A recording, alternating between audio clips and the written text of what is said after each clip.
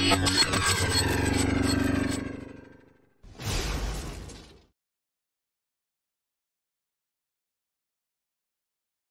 पर बाबा ने एक कविता का भी जिक्र की है कि दृढ़ होइते निचु होया सबिनीर नाम अपनी निराभिमानी अन्य दिवे मान। मतलब क्या है ना, दृढ़ से भी नीचे होकर के सब परमात्मा के नाम में और अपना अभिमान को त्याग करके निराभिमानी बनकर कि दूसरों को मान देंगे। तो उससे क्या होगा? हम अगर दूसरों को मान देंगे तो क्या होगा? कुछ दिन पहले की बात है कि एक प्रयोजक जो फिल्म को प्रयोजना करते हैं, एक ही स्टेज में अमिताभ बच्चन जी भी थे। तो अमिताभ बच्चन जी उम्र में उनसे भी ज्यादा बड़ा है, सीनियर भी है, एक्सपीरियंस है और सब उनको बहुत सम्मान करते हैं। और ये प्रयोजक जी है तो उम्र में बहुत कम है उनसे, लेकिन वो बहुत लेबोरियस, बहुत परिश्रम करते हैं अपना फिल्म को लेकर के, बहुत डेडिकेशन। तो जब वो स्टेज में आए थे बच्चन जी उनको पैर छू करके प्रणाम करने के लिए आए, ठीक है। बाकी सब लोग ऐसे मतलब क्लबिंग कर रहे थे, लेकिन उससे ज्यादा कुछ नहीं, लेकिन सम्मान कौन दे रहे थे?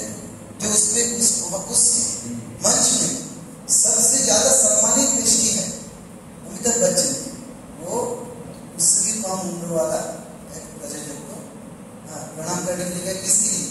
उस व्यक्ति के लिए, उनका काम के लिए। बहुत अच्छा काम करते हैं, बहुत परिश्रम करते हैं। तो लेकिन उन्होंने क्या किया? उनको रोक दिया, रोक करके खुद जाके उनका पैर छूकर प्रणाम किया। ये क्या होता है? दूसरों को मान देने से हमारा खुद का ही सम्मान करते हैं, लोग उसका ही प्रशंसा करते हैं जो दूसरों को मान देते हैं। जो दूसरों को मान नहीं देते उसका प्रशंसा कोई नहीं करता। तो लेकिन प्रशंसा के भूखी नहीं होना चाहिए, हमें दूसरों को मान देते जाना चाहिए, हमें कोई प्रशंसा करे या ना करे, है ना। अब दूसरी बात है कि तरुणी को सहिष्णु। तरुणी को सहिष्णु का मतलब क्या है ना? तोरु के जैसा सहिष्णु बनना है। अब तोरु क्या है, इस पर भी बाबा ने कुछ बात बताए कि जो वृक्ष फल भी नहीं देता है, फूल भी नहीं देता है, उसे कहते हैं वनस्पति। उसे वृक्ष या तोरु नहीं कहा जाता। जो वृक्ष फूल भी देता है, फल भी देता है, उसे तोरु कहा जाता है। तो जैसे जो वृक्ष फल नहीं देता है, कुछ भी नहीं देता है, उसका कदर कोई नहीं करता, लेकिन जो फल देता है उस पर देखिए कि बच्चे लोग भी जाकर के पत्थर छोड़ता है कि नहीं? तो उसमें फल है, मीठा फल है, उसको तोड़ना है, और लोग जाकर उसके टहनी को ही भांगते तोड़ते है कि नहीं? क्योंकि वो अगल बगल में ही रहता है, फल देने वाला वृक्ष है। वनस्पति जंगल में होता है, तो बहुत कम लोग जानते हैं वनस्पति को कुछ करके, लेकिन वृक्ष जो है तो जो फल देता है उसी को सबसे ज्यादा पीड़ा सहना करता है। तो इसलिए बाबा कहते हैं कि जिसको सबसे ज्यादा पीड़ा सहना करता है उसे क्या एग्जाम्पल दिया है कि तोरु सहिष्णु, वनस्पति जैसा नहीं, तोरु की जैसा सहिष्णु बनना है। अगर ये पेड़ अगर देखने में बहुत सुंदर हो, सीधा हो, तो देखिए कि जो लकड़ी काटने के लिए वन में जाते हैं, वो सीधा पेड़ देखकर उसी आगे पहले काटने के लिए आता है कि नहीं? तो ऐसा ही होता है। इसलिए बाबा कहते हैं कि तोरु की जैसा सहिष्णु। अब तोरु के सहिष्णु बनने से क्या होगा? हमारा जो दूसरा जो एनिमी है, इंटरनल एनिमी, जो मेरा ताकत को, इंटरनल स्ट्रेंथ को बांटने नहीं देता है, वो है गौरव। गौरव, ये गौरव ये जो शब्द है उसको महाप्रभु ने तुलना की है कि गौरवम रौरवम ध्रुवम। रौरव क्या होता है? उसका एक हो गया कि सिंपल अर्थ है। सिंपल अर्थ क्या है? रौरव का मतलब हो गया नरक। नरक जाते हैं ना, स्वर्ग नरक, हाँ, तो रौरव का मतलब हो गया नरक। अब नरक क्या है? ऐसा एनवायरनमेंट है जहां पर मुझे रहने के लिए अच्छा नहीं लगता है, जाने के लिए, सोने के लिए, सुनने के लिए, उठने के लिए, बैठने के लिए जो एनवायरनमेंट मुझे अच्छा नहीं लगता है वही नरक है। तो जैसे हम लोग आज सुबह जब कीर्तन प्रभात फेरी निकले तो कुछ दूर जाने के बाद देखा कि कुत्ता भौंक रहे, बहुत सारे कुत्ता भौंक रहा है। तो कुत्ता भौंकने से क्या होता है, उस जगह अच्छा नहीं लगता है। जब बहुत सारे कुत्ता एक साथ भौंकने लगता है तो उस स्थान नरक जैसा बन जाता है। तो रौरव का मतलब ये हुआ कि इस तरह से जिस ऊंचा स्वर में चिल्लाना जिससे किसी को अच्छा ना लगे। तो कुत्ते का भौंकना भी रौरव है। रव मतलब साउंड है ना, रव का मतलब क्या हो गया, साउंड। तो रौरव का मतलब क्या हुआ, ऐसा साउंड है जहां उस साउंड को सहन कर पाना मुश्किल होता है। तो आपके सामने आकर अगर कोई कहे देखो जी मैं कितना ताकतवर हूँ, मेरा हाथ कितना लंबा है, मैं ऐसा कर सकता हूँ, वैसा कर सकता हूँ, ऐसा कुछ लोग कहते कि नहीं है? मतलब अपना प्रशंसा करता है और दूसरों का निंदा करता है, दूसरों का निंदा करते हैं और खुद का प्रशंसा करता है। तो समझ लीजिएगा कि वो गौरव कर रहा है। अब दूसरों के बारे में क्या कह रहा है, नेगेटिव कह रहा है। उसके लिए इंग्लिश में एक प्रवाद है,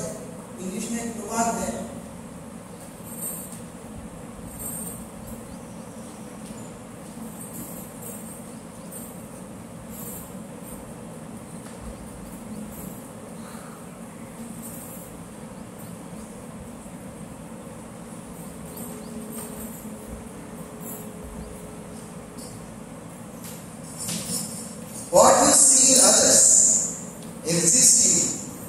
आप खुद में क्या देखे वो बड़ी बात नहीं है कि आप फलाना ढील का है, पेड़ है, पौधा है, पहाड़ है, कुछ भी है, पर्वत है, लेकिन आप दूसरे में क्या देख रहे हैं?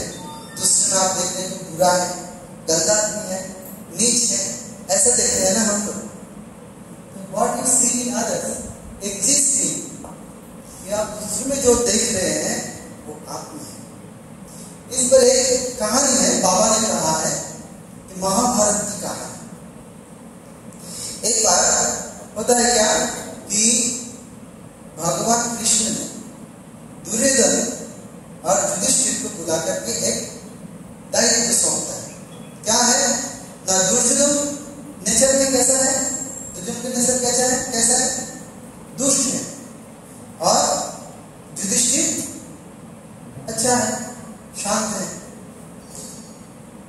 तो दुर्योधन को कृष्ण कहते हैं कि दुर्योधन तुम एक काम करो कि आज सुबह से लेकर शाम तक तुम्हें समय देता हूं और तुम इसका चारों ओर घूम कर, इस इलाके के चारों ओर घूम कर आओ और तुम मेरे पास एक अच्छा दिन लाओ शाम तक। और युधिष्ठिर को बोलते हैं कि युधिष्ठिर तुम एक काम करो, तुम भी वैसे ही समय तुमको भी देता हूं और चारों तुम भी घूम कर आओ और मेरे पास एक बूढ़े आदमी को लेकर आओ। अब होता है कि दोनों निकल पड़ता है और शाम तक लौट के आते हैं और कृष्ण देखते हैं कि दोनों खाली हाथ लौट आए हैं, साथ में किसी को लाकर नहीं आए। अब दुर्योधन को कृष्ण पूछते हैं कि दुर्योधन तुम तो राजा हो, तुम्हारे लिए कोई भी काम असंभव नहीं है, लेकिन तुम एक अच्छा भी ला नहीं पाए। अब जैसा उसका चरित्र है उसका वैसा ही व्यवहार है। वो बोलता है कृष्ण क्या तुम्हारा खा पी करके कोई काम नहीं है? इस तरह से बातें करते हैं कृष्ण से कि तुम्हारा खा पी करके कोई काम नहीं है, तुम क्या मुझे ऐसा एक दायित्व सौंपा कि कोई अच्छा आदमी को लाने के लिए। दुनिया में कहाँ अच्छा आदमी है? जहां कहीं भी जाता हूँ कोई मक्कार है, झूठे हैं और बहुत तरह तरह के शब्द कहा है जो मैं नहीं कह पाता हूँ। लेकिन दुर्योधन ने बहुत सारे मनुष्यों के बारे में बहुत बुरा शब्द कहा है कि चोर है, डकात है, ऐसा ऐसा फलाना है। सब में सब कोई ना कोई दोष है, कोई अच्छा नहीं है। तो तुम कैसे मुझे बोल दिया कोई अच्छा मिला? तुम अगर कहते कि कोई बुरा मिला तो तुम्हारे सामने लोगों का लाइन लगा देते। तब कृष्ण युधिष्ठिर पूछने लगे कि युधिष्ठिर देख लिया ना कि वो तो दुर्योधन के आने के सारे के सारे बुरा आदमी है, गलत आदमी है, तो तुम एक भी चुनकर लिखना पाए। अब युधिष्ठिर कहते हैं कि प्रभु पहले मुझे क्षमा कर, तुमने मुझे जो दायित्व सौंपा है मैं उसका अर्थ नहीं समझा, लेकिन मैंने बहुत कोशिश की, हर जगह घूमा, जहां जहां दुर्योधन गया वहां वहां मैं भी गया, लेकिन एक बुरा आदमी मुझे नहीं मिला। मैं देखता हूँ कोई अच्छा कहता है, कोई सच है, ऑनेस्ट है, कोई सत्यवादी है, कोई बहुत परिश्रमी है, कोई बहुत अच्छा गाता है, कोई दूसरों का सेवा करता है, बहुत गुणों से भरा हुआ है सब मनुष्य। किसमें एक भी दोष मैंने नहीं देखा। और तुमने गलत दायित्व सौंप दिया कि तुमने बोला कि एक बुरा आदमी लाओ। अगर तुम कहते कि अच्छा आदमी को लाओ तो हर कोई अच्छा है, मुझे चुनने का जरूरत भी नहीं पड़ता, सब तुम्हारे साथ सामने लाकर खड़ा कर देते और तुम्हारा दर्शन पाकर सब धन्य हो जाए। जैसा चरित्र है ऐसा व्यवहार भी है। दुर्योधन का व्यवहार कैसा देखा, पुत्र था, और युधिष्ठिर का व्यवहार कितना मधुर था। और वो अपने आप जो काम नहीं कर रहे, भगवान का दिया हुआ जो दायित्व पालन नहीं कर, उसलिए वो अपना शर्मिंदगी भी व्यक्त किया जो दुर्योधन ने नहीं किया। तो बाद में क्या होता है, तो ये बात साबित होता है कि हम दूसरों में वही चीजें देखते हैं जो हमारे अंदर है ना। इसलिए अच्छा आदमी बुरा आदमी को पहचानना कोई मुश्किल बात नहीं है। आपके पास आकर वो क्या कह रहा है जरा उस पर बैठिए। अगर वो दूसरे का बुरा कह रहा है तो समझ लीजिए कि वो दूसरा आदमी बुरा हो या ना, लेकिन इस आदमी में कुछ ना कुछ खामियां है। और किसी के आपके पास अगर कोई किसी का अच्छा या कह रहा है तो वो दूसरा आदमी अच्छा हो या ना, लेकिन आपका सामने आकर के जो दूसरों के बारे में अच्छा कह रहा है उसमें बहुत सारे अच्छाइयां हैं। जब मेरा जो ट्यूशन मास्टर थे जिनके द्वारा मैं इंस्पायर होकर अनुमान में आया था, एक साल हम लोगों को पढ़ाने के बाद वो 10 मिनट समय एक्स्ट्रा लेते थे, और इस एक्स्ट्रा समय में उनके साथ किसका भेंट हुआ है, वो कहाँ गए हैं, किस तरह के लोगों के साथ मिले हैं, सबके बारे में बताते थे, और सब पॉजिटिव बात। तो हम लोग सोचने लगे कि उनके साथ जिससे भी भेंट होते सब अच्छा है क्या? अगर सब अच्छा है तो वो जिस आदर्श को फॉलो कर रहे हैं आदर्श कितना ऊंचा है, ये सोच करके हम आनंद मार्ग में आए। ठीक है, वो भी आनंद मार्ग है, लेकिन एक साथ हम लोगों को कभी ये नहीं कहा था कि तुम दीक्षा ले, लेकिन सबके बारे में अच्छा कहते। तो जब एक दिन हम लोगों ने पूछा, एक साल के बाद हम लोगों को और मन नहीं मान रहा था, ये आदमी अगर इतना अच्छा है तो उनका आदर्श कितना ऊंचा है, उनका गुरु कितना अच्छा है, उनका गुरु का दर्शन करना, उनका आदर्श को फॉलो करना, ये हमें भी करना चाहिए कि ताकि हम भी सबका अच्छा कह सकें। तो उनको पूछे तो बोला है हम आनंद मार्ग के हैं, और ये जो साधना है ये हमारे आचार्य ने हमें सिखाया है। अगर तुम लोग चाहो तो आचार्य को हम यहाँ आएंगे, तुम्हारा और भी कोई जानकारी लेना है तो लो, उसके बाद सोच समझ के साधना करो, क्योंकि साधना जब लोग छोड़ना इस आदर्श को इस तरह से लो कि तुम्हारा तन मन सब कुछ उसमें समा जाए, कि आदर्श में सिवा और कुछ ना रहे, ऐसा होना चाहिए। तो उनको ऐसा ही देखा हूं कि ऐसा एक मनुष्य थे कि आदर्श का प्रतिमूर्ति, तो आनंद मार्ग भी ऐसा होना चाहिए कि वो आदर्श का प्रतिमूर्ति तो जो भी है। तो इसका मतलब क्या है, तरुण ही विशेषणा, इससे क्या होगा, हमारा जो अंदर में गौरव का जो दोष है इस दोष को हम निवारण कर सकते हैं। तो इससे क्या होगा, तरुण की जैसे श्रेष्ठ बनने से क्या होगा, बाबा ने एक बांग्लादेश में भी बोले हैं कि काटिलेओ तरु जेन तरु कारे किछु ना बोलय शुकाया मोइले कारे पानी ना मांगे। मतलब क्या है, पेड़ को वृक्ष को काटने से भी वो किसी को कुछ नहीं कहते, और सूख करके अगर मर जाए से इससे थोड़ा सा एक बूंद भी पानी ये नहीं कि कोई मेरे सामने आकर मेरे माँ बहनों को छेड़ रहा है और उसको छोड़ दूंगा, उसको नहीं छोड़ूंगा। जब तक शरीर में प्राण है तब तक उसके साथ रहूंगा, उसको खत्म करके ही दम लूंगा। लेकिन कोई मेरे को कुछ कहे तो मैं सहन कर जाऊंगा। अगर मुझे कोई मार भी दे, है थोड़ा फिजिकली अटैक भी करते तो भी मैं सहन कर जाऊंगा, जब तक ना उसका अटैक मेरा प्राण पर हानि ना। जब देखूंगा कि मैं वो जानबूझ करके सशस्त्र होकर के मुझे मारने के लिए आ रहा है, तब जब बाबा का जो उनका जो ये है अहिंसा नीति है, उसमें क्या कहते हैं कि जो सशस्त्र होकर के किसी निरस्त्र को मारने के लिए आता है वो आतताई है।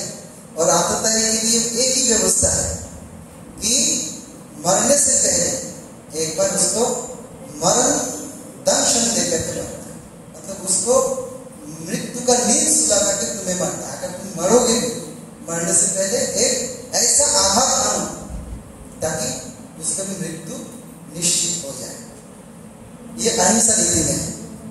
लेकिन उससे पहले मैं श्रेष्ठता की परीक्षा लूंगा कि मेरे पास कितना सहन शक्ति है।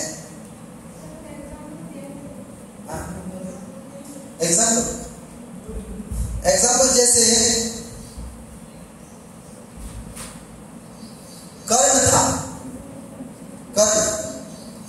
कर्ण जब गुरु के पास शिक्षा ले रहे थे धनुर्विद्या सीख रहे थे, तो उसका गुरु था परशुराम, जानते हैं ना, परशुराम उसका गुरु था। तो गुरु ने उसको कहा कि तुम मेरा थोड़ा सेवा करो, वो सेवा करने लगे। तो उस समय क्या हुआ, गुरु को आराम मिल गई, गुरु ने सो गए। अब क्या हुआ, एक बिच्छू आकर उसको दंत मारता है, किसको, कर्ण। अब कर्ण सोचे कि मैं इस पर चिल्लाऊं तो गुरु का नींद टूट जाएगी, है ना, और इसको मारने के लिए जाऊंगा तो गुरु को जो सेवा मैं कर रहा हूं उसमें विराम आ जाएगा। उसने पूरा दंश सह लिया और धीरे से उसको पैर से ऐसे हटा दिया, उसका ब्लीडिंग होने लगा, लेकिन गुरु का सेवा वो बरकरार रखा। ठीक है, तो महाभारत में अगर कोई भी सबसे ज्यादा वीर हो, बड़ा वीर हो, तो कौन है? अर्जुन है या कर्ण है? कर्ण है। अर्जुन को बचाने के लिए क्या बोलते, माता कुंती, कृष्ण ने कितना कुछ किया, तब जाके अर्जुन बच पाया। नहीं तो कर्ण से कोई बच नहीं सकता, क्योंकि कर्ण की सहन शक्ति सबसे ज्यादा है। और कितना गुस्सा है, देखो कर्ण जब द्रौपदी की जो स्वयंवर सभा में गया था, सब लोग उसको नीचे जाता है, तो फिर उसने कुछ नहीं कहा। उस समय भी कुछ कह सकते थे, वो दिखा सकते थे कि उसका विरुद्ध कैसा है, उसका पावर कैसा है कि नहीं। लेकिन तब किस समय जब उस सभा में क्या हुआ, दुर्योधन ने उसको अपना दोस्त फ्रेंड बोलकर के स्वीकार किया है, तब जाके सब लोग चुप हो गए कि वो किस जाति का है कोई नहीं देखेगा, वो आज से मेरा दोस्त है। अगर किसी ने उसको कुछ कह दिया उसका गर्दन यहीं पे काट दिया, तो सब लोग चुप हो गया और उसी दोस्ती को निभाया, अपना जीवन दे गए। तो कृष्ण जानते थे कि कर्ण दुर्योधन का साथ दे रहा है, कि अधर्म में भी साथ दे रहा है, तो फिर भी कृष्ण हमेशा कर्ण को सम्मान करते, क्योंकि वो इतना सहन, कितना पीड़ा सहा है इस कर्ण में। और अंतर क्या है, उसका जीवन का भी जीवन मृत्यु का दौर पर कागज पर आ गए थे, तब भी गुरु का सेवा करके, गुरु को सेवा से